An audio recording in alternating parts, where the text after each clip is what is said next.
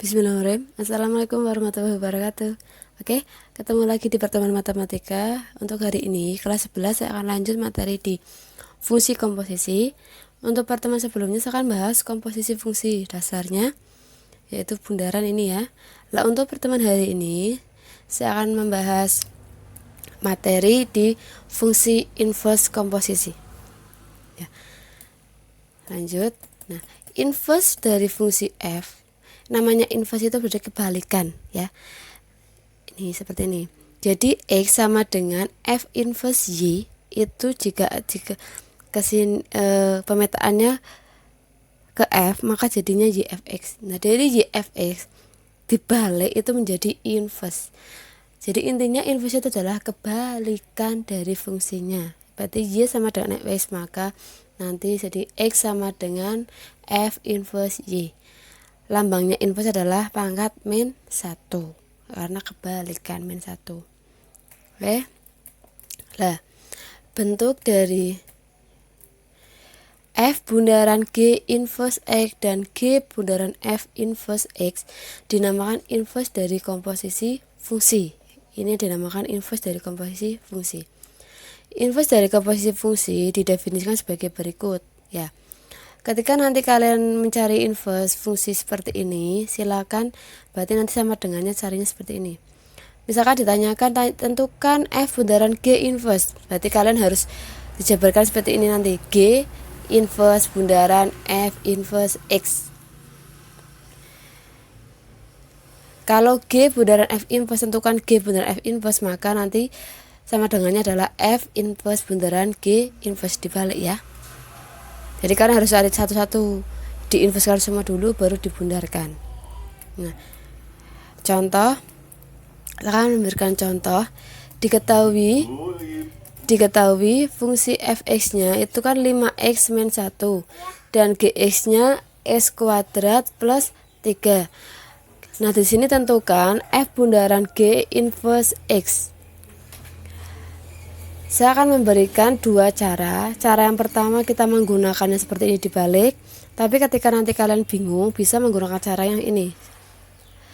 Kita cari dulu f bundaran g-nya. Yang namanya f bundaran g itu adalah f gx. Berarti fungsi gx itu di dalam fungsi fx. Gx-nya itu kan x kuadrat plus 3. Berarti x kuadrat plus 3 itu kita masukkan di fungsi fx, yaitu 5x min 1. X-nya ini diganti dengan fungsi gx. Ketemu 5x kuadrat plus 14. Karena kita kalikan dulu 5x kuadrat, berarti 5x kuadrat 5 kali 3 15. 15 min 1 jadi plus 14. Kalau sudah ditemukan f bundaran g-nya, silakan kalian bisa menginverskan langsung. Ini cara kedua. Misalkan cara yang pertama kalian bisa menggunakan ini dibalik, cari satu-satu. Cara yang kedua, cari bundarannya dulu kemudian diinverskan.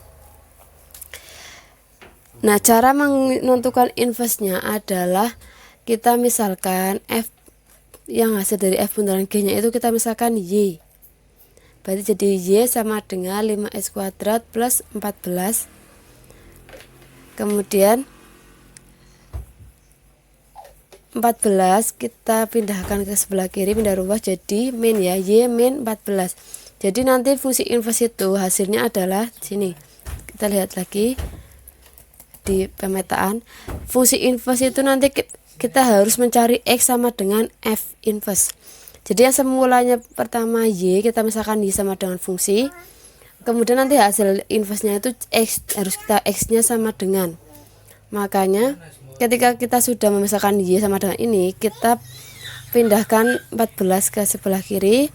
Kemudian 5 nanti jadi pembagi, kita harus mencari x. Karena ini x kuadrat, agar menjadi x berarti kita harus sebelah kini yang sebelahnya kita harus memberikan akar. Karena ini akar berarti plus minus, berarti x sama dengan plus minus akar y min 14 per 5. Kalau kita ini menghilangkan kuadrat itu berarti sebelah kiri atau kanannya itu di akar, jadi menjadi x. Kalau sudah ketemu, silakan langsung aja, berarti ini adalah F bundaran G inverse-nya adalah ini. Kalau sudah, berarti langsung dirubah. Kalau sudah ketemu inverse-nya Y sama dengan ini, langsung diganti X variabelnya ganti X. Kalau menggunakan cara yang kedua, yang tadi dibalik, itu berarti kan misalkan tanyakan F bundaran G inverse, berarti sininya kan dibalik. Jadi bentar, ini salah ya. Bentar, N1. Kalau ditanyakan adalah F bundaran G inverse, maka kan kalau cara yang kedua itu dicari satu-satu G inverse bundaran F inverse S. Berarti kita harus cari pertama dulu adalah satu-satu F inverse-nya berapa, kemudian G inverse-nya gimana. Pokoknya intinya kalau kita mencari inverse itu kita harus misalkan Y, kemudian kita sama dengan X. Silakan bisa menggunakan cara ini, bisa mencari bundaran dulu atau dengan cara menjabarkan satu-satu F inverse dulu, G inverse, kemudian kalian memberikan bundaran. Oke? Untuk pertemuan ini saya cukupkan.